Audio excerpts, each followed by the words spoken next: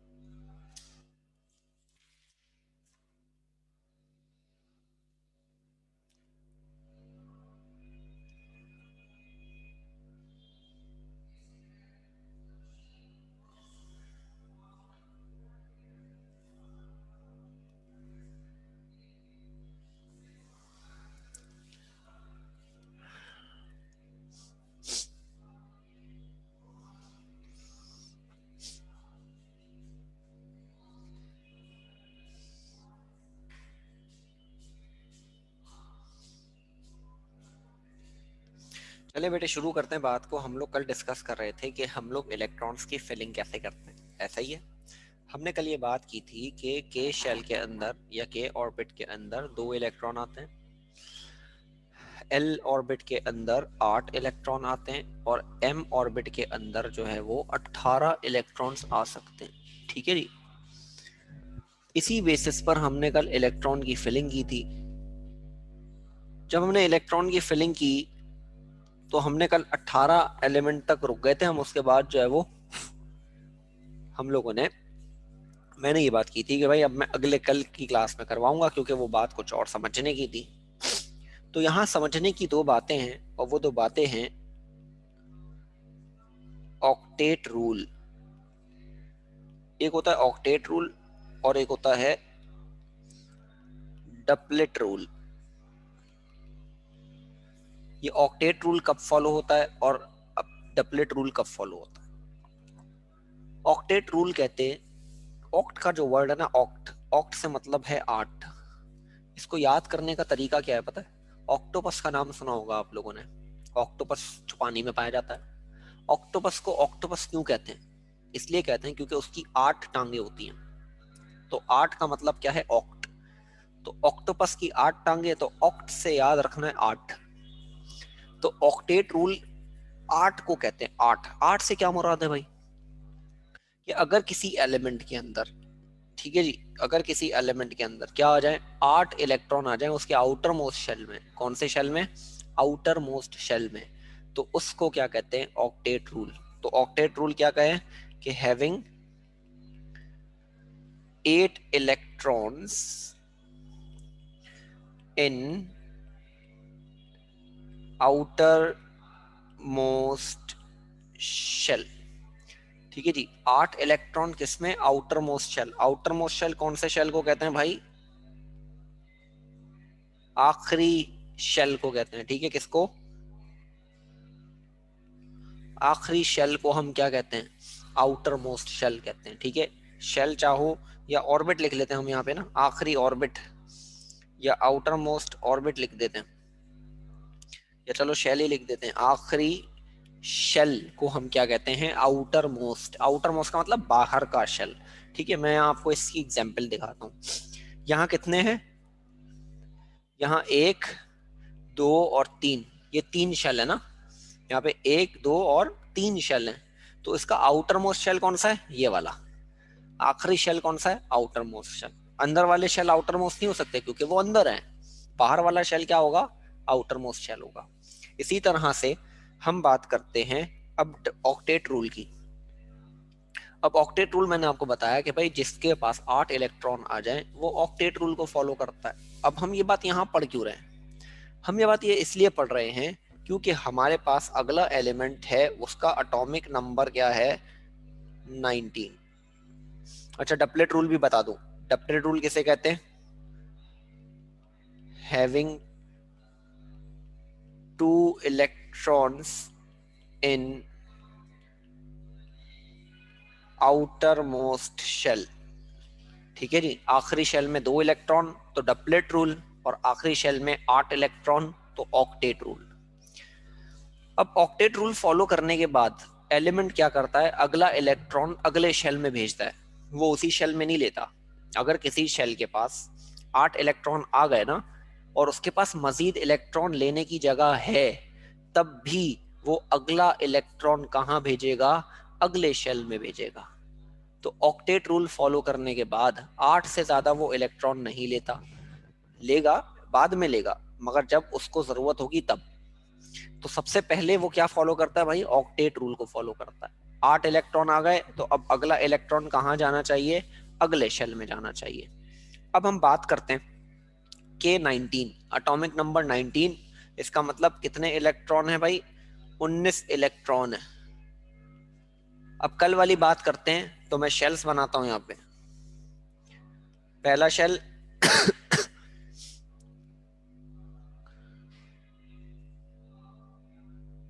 दूसरा शेल,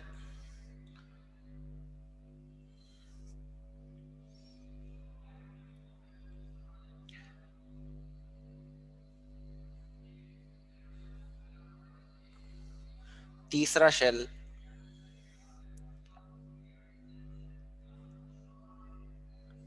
और चौथा शेल। ठीक है जी, 4 शेल बनाया मैंने। पहला शेल जो है हमारा,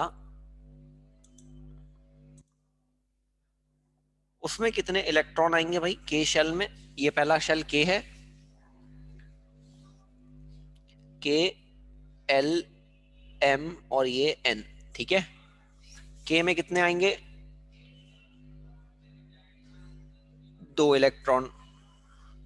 ठीक है, एल में कितने आएंगे?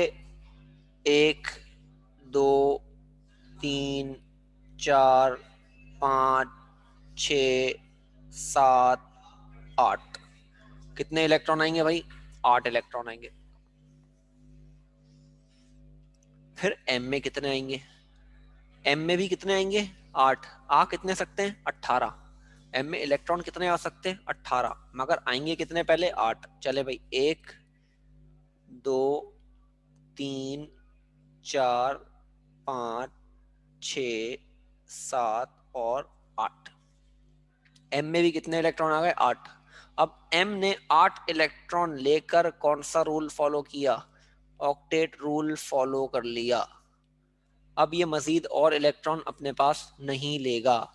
तो अब कितने हो गए? 2। के में कितने आए? 2। एल में कितने आए? 8। एम में कितने आए? 8। कितने हो गए? 18। ठीक है, अब 19 इलेक्ट्रॉन है ना हमारे पास, तो अगला इलेक्ट्रॉन कहाँ आएगा? एन में, यानी कॉन्फ़िगरेशन क्या बनेगी? N1। तो जब एम में 8 आ जाएं तो उसके बाद अगला इलेक्ट्रॉन किस में जाएगा? एन में जाएगा। क्लियर है भाई बात? यानी इसकी कॉन्फ़िगरेशन बढ़ेगी 2,8,8,1। और ये एक्सेप्शन कब है? 18 इलेक्ट्रॉन के बाद। यानी 19 और 20 में ये मसला है। 19 और 20 में ये मसला है। इसी तरह मैं आता हूं एटॉमिक नंबर 20 को ले, अगर मैं एटॉमिक नंबर 20 कैल्शियम Z20।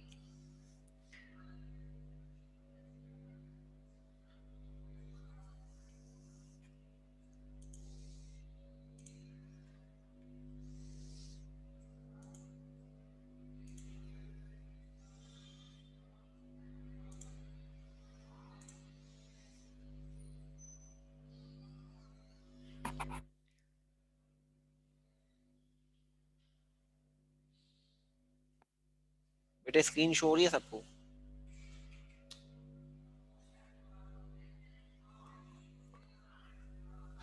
क्योंकि अभी 2 मिनट के लिए शायद चली गई होगी। अच्छा, अब मैं आगे की बात करता हूँ कि एटॉमिक नंबर 20 है हमारे पास, कैल्शियम एटॉमिक नंबर 20। तो अब इसकी फिलिंग कैसे होगी?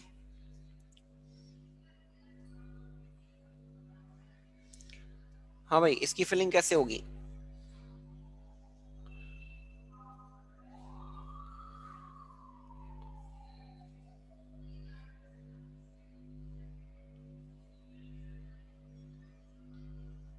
बताओ भाई, इसकी फिलिंग कैसे होगी जब तक मैं ये कॉपी कर लूं?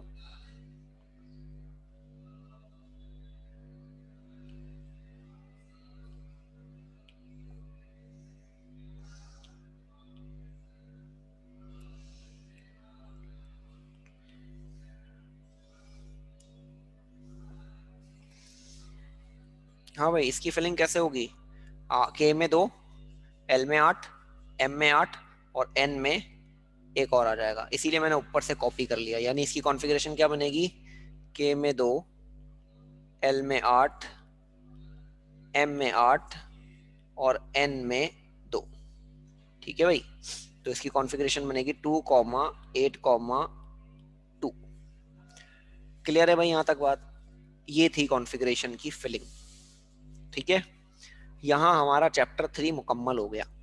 ठीक है, चैप्टर 3 में अब मैंने आपको ये बताओ, इलेक्ट्रॉन्स निकालना सिखाएं कि किसी भी एलिमेंट में से इलेक्ट्रॉन कैसे निकालते हैं। यानी एटॉमिक नंबर और एटॉमिक मास दिया हो तो इलेक्ट्रॉन, प्रोटॉन, न्यूट्रॉन्स कैसे कैलकुलेट करते हैं? हमने पढ़ा है ना ये, हमने? ठीक है, तो आज हम बात करते हैं एमसीक्यूज में कुछ बातें आती हैं हमारी। एमसीक्यूज में कुछ बातें हैं, उसको हम डिस्कस करते हैं।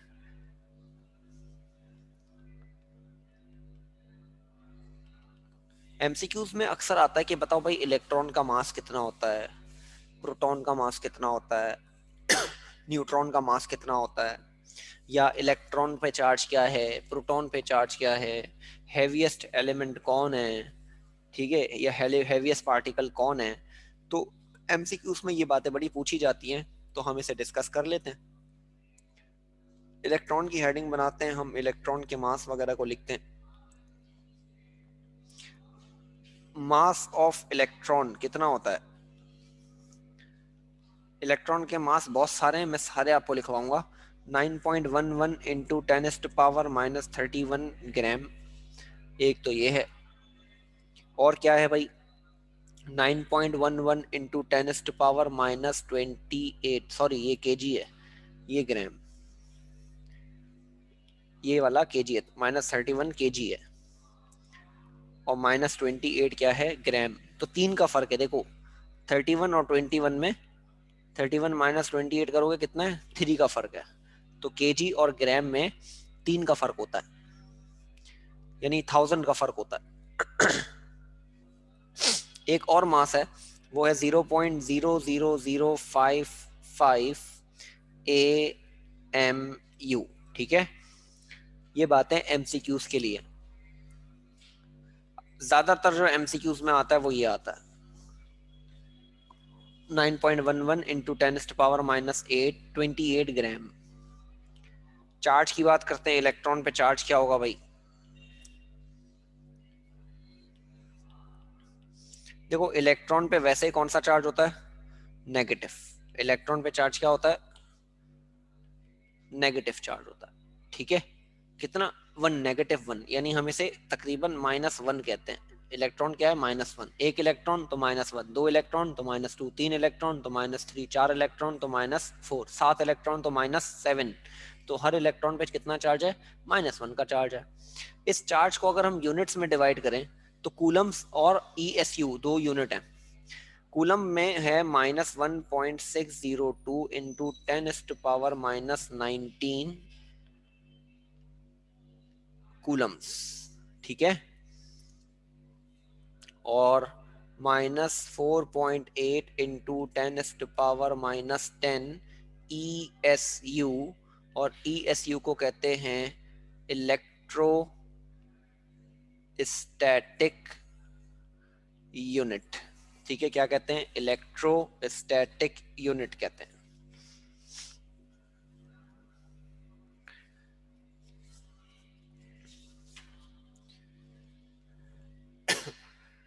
ये बात हो गई किसकी? हमारी इलेक्ट्रॉन की। प्रोटॉन की बात करते हैं। एक और चीज, इलेक्ट्रॉन इज, इसको इलेक्ट्रॉन को हम इलेक्ट्रॉन यानी ये जो है ना, इसे हम 1/1836 भी कहते हैं। ठीक है, 1/1836, यानी अगर आपको प्रोटॉन का पता हो तो प्रोटॉन के मास से अगर 1836 डिवाइड करोगे ये आंसर आएगा।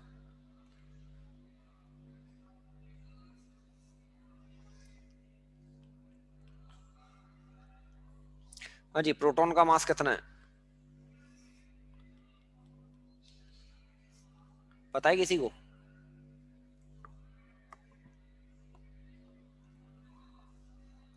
1.67 इंटू 10⁻⁻27 kg या 1.67 इंटू 10⁻⁻24 ग्राम, या फिर AMU में 1.008 AMU।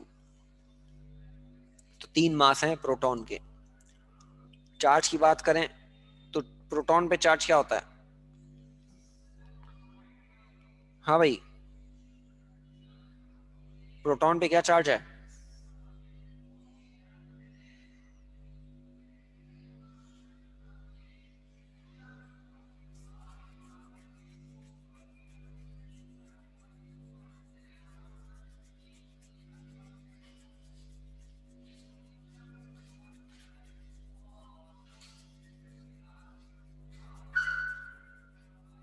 हाँ भाई, आवाज आ रही है।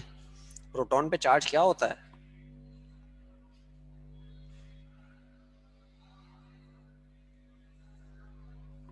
प्रोटॉन पे क्या चार्ज होता है? पॉजिटिव, यानी ये तकरीबन हम इसे क्या कहते हैं? +1 चार्ज। ठीक है, और इसका चार्ज सेम एज इलेक्ट्रॉन होता है। इलेक्ट्रॉन का देखो यहाँ मैंने माइनस में लिखा है, ये देखो माइनस लिखा है ना, यहाँ प्लस में होगा। तो सेम चार्ज होता है +1.602 इंटू 10⁻⁻19 कूलम्स, या +4.8 इंटू 10⁻⁻10 ESU। ठीक है, तो पॉजिटिव में होता है हमारे पास मास, वो सॉरी चार्ज किसका? प्रोटॉन का। न्यूट्रॉन की बात करते हैं आखिरी। हाँ जी, न्यूट्रॉन क्या है? न्यूट्रॉन पे चार्ज क्या होता है भाई? न्यूट्रॉन क्या है? न्यूट्रल है ना, no charge. Neutrons are neutral, neutral पे यानी इस पे कोई चार्ज नहीं होता। तो चलें हम बात करते हैं कि इसका मास क्या है।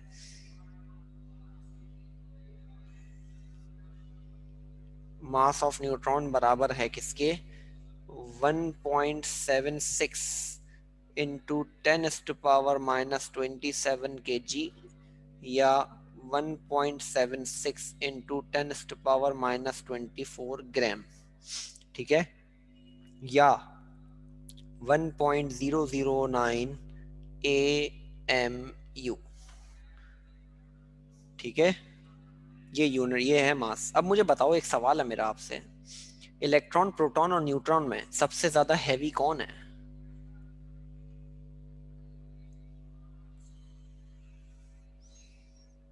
इलेक्ट्रॉन, प्रोटॉन और न्यूट्रॉन में सबसे ज्यादा हैवी कौन है?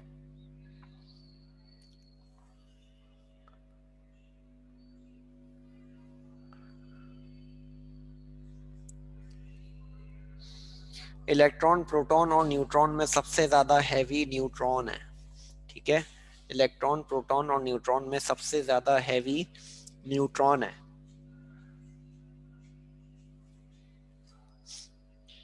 अच्छा जी, neutrons are neutrons are neutrally charged. ठीक है भाई, न्यूट्रॉन्स पे चार्ज क्या होता है? न्यूट्रल होता है। ठीक है, नो चार्ज यानी जीरो चार्ज। अच्छा जी, अब एक एमसीक्यूज किताब में भी है आपके कि इलेक्ट्रॉन, प्रोटॉन, न्यूट्रॉन और एक आता है अल्फा पार्टिकल। नाम सुना है? Alpha particle. अल्फा पार्टिकल का जो मास है वो है 4.00 एम यू। ठीक है, अल्फा पार्टिकल का साइज क्या है, मास क्या, 4.00 एम यू। अब अल्फा, न्यूट्रॉन, प्रोटॉन और इलेक्ट्रॉन, इन चार में सबसे हैवी कौन है?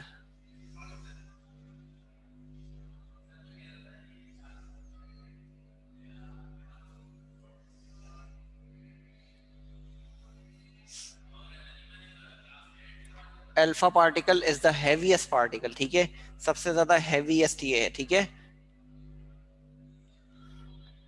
हैवीएस्ट कौन है? Alpha particle.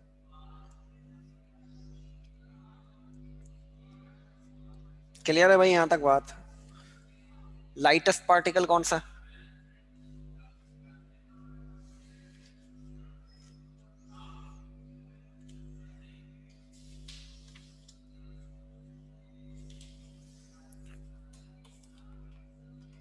हाँ भाई, लाइटेस्ट पार्टिकल कौन सा है? सबसे कम, जिसका वजन, चले आसान हो जाए,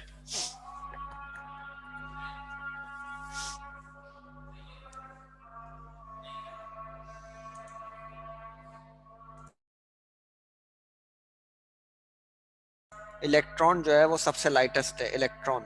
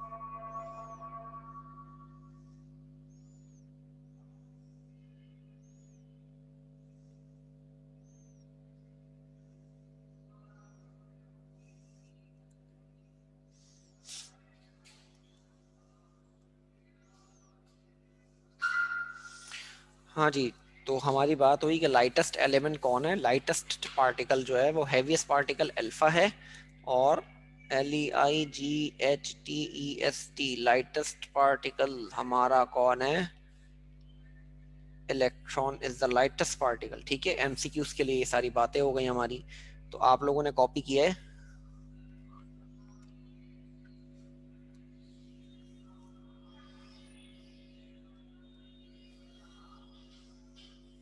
ठीक है जी, अब मैं जरा सी एक और बात बता दूं, फिर हम बात को खत्म करते हैं यहाँ पर। तकरीबन 5-6 मिनट में शायद ये खुद ब खुद बंद भी हो जाए, क्योंकि 40 मिनट क्या है सेशन ना, तो 40 मिनट हो जाएंगे तो ये बंद हो जाएगा। तो हमारे पास जितना टाइम है उसमें हम इसी चैप्टर से मुताल्लिक कुछ बात कर लेते हैं। इलेक्ट्रॉन प्रोटॉन निकालने का जो मैंने तरीका बताया था, तो उसमें आइंस न्यूट्रल भी होते हैं, कैटाइन भी होते हैं और एनाइन भी होते हैं। ठीक है, न्यूट्रल भी है, एनाइन भी है और कैटाइन भी है। मैंने कैटाइन का भी बताया था आप लोगों को कि अगर कैटाइन होगा, मैं लिखता हूँ ना यहाँ पे, कैटाइन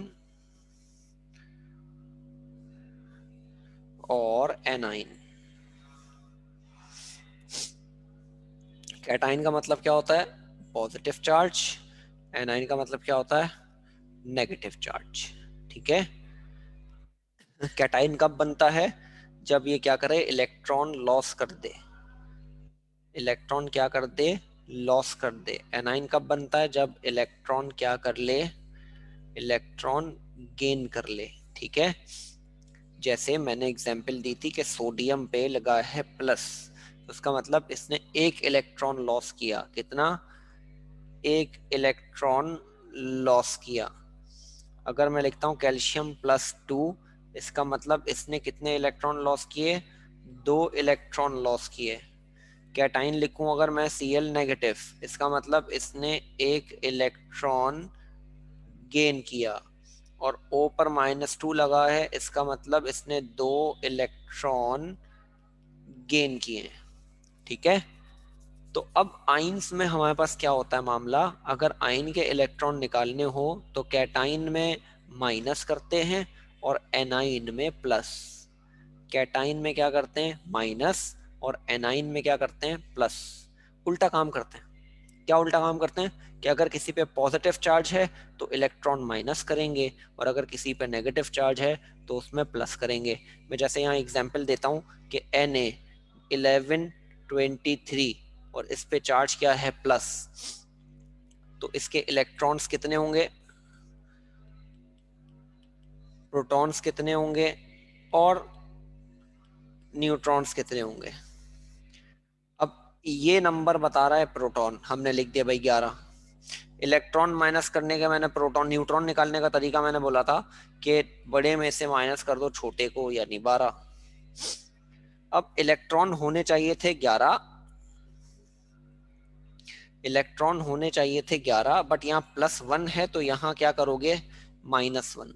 यहाँ प्लस है तो यहाँ माइनस, यानी इसके बाद कितने इलेक्ट्रॉन है, 10। मैं दूसरी एग्जांपल में आपको दे देता हूँ ना, ऑक्सीजन की देता हूँ। ऑक्सीजन -2, 8 और 16 इलेक्ट्रॉन, प्रोटॉन, न्यूट्रॉन। ठीक है, इलेक्ट्रॉन, प्रोटॉन और न्यूट्रॉन। बताओ भाई प्रोटॉन कितने, यहाँ पे 8, ये नंबर क्या बता रहा है, प्रोटॉन। 16 - 8 क्या हो गए, न्यूट्रॉन। अब इलेक्ट्रॉन 8 और 2 माइनस हैं तो यहाँ +2 करोगे, टोटल कितने बने, 10। तो यही बात मैं आपको समझाना चाह रहा था कि हम एनाइन में क्या करते हैं, प्लस, यानी अगर किसी पर नेगेटिव है तो इलेक्ट्रॉन प्लस कर देंगे, और किसी पे पॉजिटिव है तो इलेक्ट्रॉन से माइनस कर देंगे, तो हमें क्या पता चल जाएंगे, उनके इलेक्ट्रॉन्स। तो यही भी इसी चैप्टर का टॉपिक था। ठीक है, इसके अलावा एक और टॉपिक है, वो हमारे सिलेबस में नहीं है, वो क्या कहलाते हैं, आइसोटोप्स। आइसोटोप्स क्या होते हैं भाई,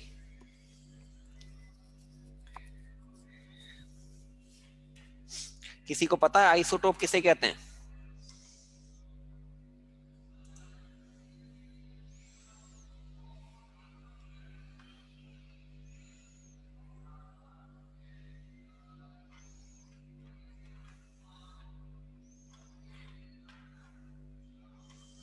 आइसोटोप्स कहते हैं जिनका क्या हो, having same atomic number but different atomic मास। ठीक है, वो एलिमेंट्स जिनका एटॉमिक नंबर सेम हो मगर एटॉमिक मास क्या हो, डिफरेंट हो, उन्हें हम क्या कहते हैं, आइसोटोप्स कहते हैं। एग्जांपल देता हूं मैं आपको, कार्बन के 2 आइसोटोप्स हैं, कार्बन 6 और 12, और कार्बन 6 और 13। दोनों का एटॉमिक नंबर सेम है, एटॉमिक मास क्या है, डिफरेंट, तो ये एक दूसरे के क्या हुए, आइसोटोप्स हुए। ठीक है, इसी तरह एक और एग्जांपल देता हूं मैं आपको कि हाइड्रोजन के 3 आइसोटोप्स होते हैं, H12H और ये 13। अब हाइड्रोजन के कितने आइसोटोप है, 3, तीनों का एटॉमिक नंबर क्या है, सेम, मगर एटॉमिक मास क्या है, डिफरेंट, तो इसीलिए इनका ये एक दूसरे के क्या हो गए, आइसोटोप्स हो गए। ठीक है जी, तो आइसोटोप्स की सिर्फ डेफिनेशन ही काफी है कि those elements having same atomic number but different atomic mass are called isotopes. ठीक है भाई, तो ये था आज का हमारा लेक्चर, और अगर इसमें कोई किसी को कोई पूछना हो तो पूछ लें।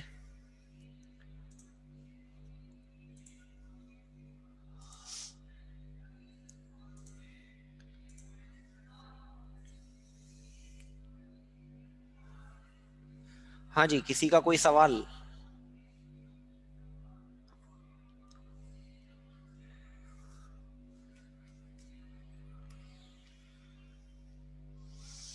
तो इंशाल्लाह फिर हम अगली क्लास में मिलेंगे। ठीक है, अगला लेक्चर हमारा अगले चैप्टर से शुरू होगा। अगला हमारा चैप्टर चैप्टर नंबर 4 होगा। ठीक है, और इंशाल्लाह हम उसी को आगे कंटिन्यू करेंगे। ये फाइल मैं भी आपको सेंड भी कर दूंगा आपके ग्रुप पे, तो आपके पास अगर कॉपी नहीं भी हुआ होगा तो वो आपको इंशाल्लाह मिल जाएगा।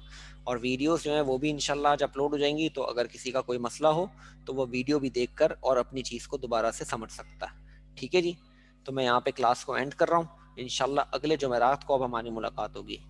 ठीक है जी, चलें, अल्लाह हाफ़िज़।